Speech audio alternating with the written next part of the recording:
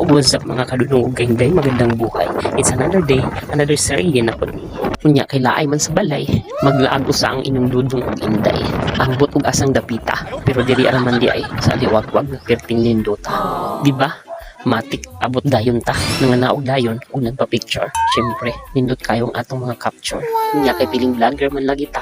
Ang opportunity na kayo ni sa tuwa. Wala na dayon ta nagdugay-dugay diha. Kay perting inita, di man sad ta kaligo. Kay sa pang-entrance, wala man ta. Igo agad ta sa pag-picture-picture diha. Luuya bata, walay kwarta. Kay giutang ug nawa bayri siya. Kani ko galiwagwag karon guys.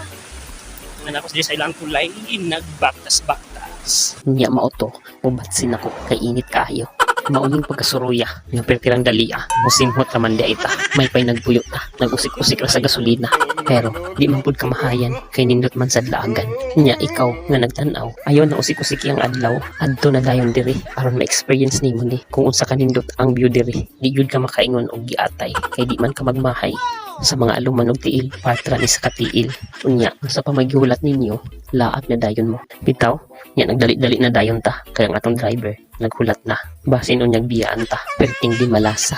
Nya sa mga mangutana, ug asa ning dapita, i-chat ra ko, kay ubanan ta mo. Basta kay librehon ko ninyo.